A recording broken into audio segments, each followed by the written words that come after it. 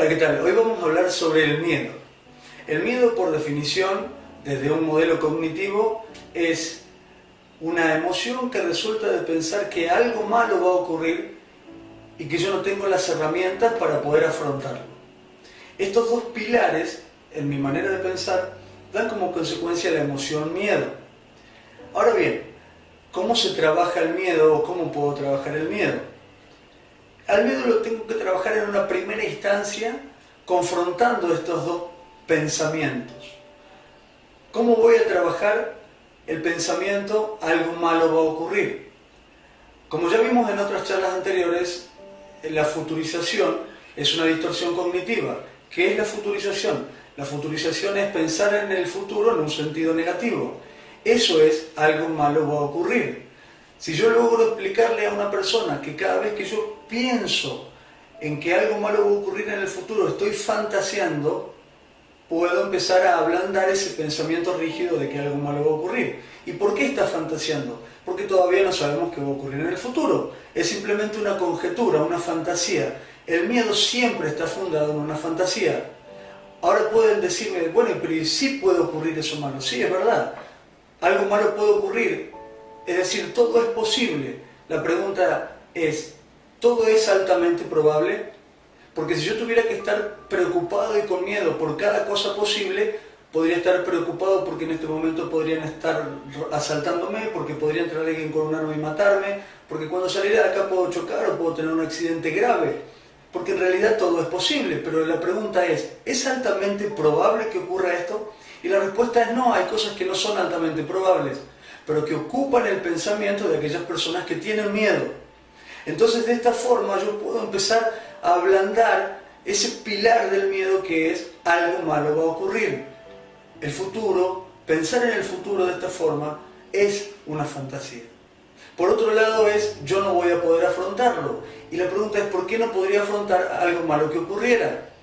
En general los seres humanos pensamos siempre que no tenemos recursos y siempre pensamos que las cosas van a ser más caóticas y más desastrosas de lo que en realidad son en el futuro. Es decir, ¿podría ser que no tuviera herramientas? Sí, puede ser que no tenga herramientas para afrontar algo malo, pero no necesariamente tiene que ser caótico o catastrófico. Y por otro lado, a lo mejor sí tengo las herramientas para afrontar eso malo que puede ocurrir y yo no me estoy dando cuenta en la actualidad. Entonces, como una primera instancia, el recurso del diálogo va dirigido a ablandar estos dos pensamientos muy rígidos. Algo malo va a ocurrir y yo no tengo los recursos para poder afrontarlo.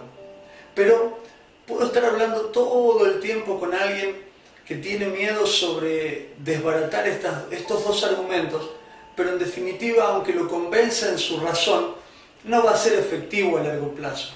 Es decir, cuando salga de la terapia o cuando salga de la charla, la persona va a volver a sentir miedo a aquello que tenía miedo.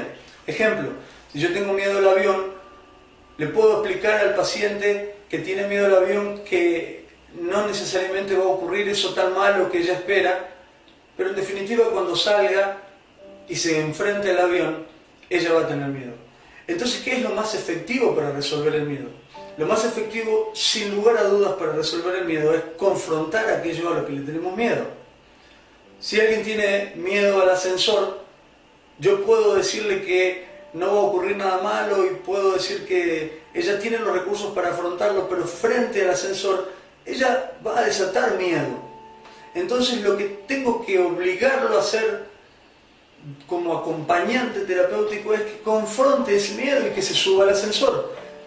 Va a estar subiendo en el ascensor e indudablemente va a tener miedo. Pero ¿qué pasa si yo lo hago subir otra vez y otra vez y otra vez? Yo les puedo asegurar que después de la 15ª vez de subir un ascensor ya va a perderle el miedo. O por lo menos ese miedo va a ser un miedo funcional. Si era un miedo de 10, ya estaremos hablando de un miedo de 7 puntos. ¿Por qué? Porque el confronte hace que el miedo vaya desapareciendo, o por lo menos vaya bajando su nivel de disfuncionalidad. En definitiva, todas las personas que tienen miedo tienen altos niveles de disfuncionalidad y lo que quieren es poder realizar aquello que temen.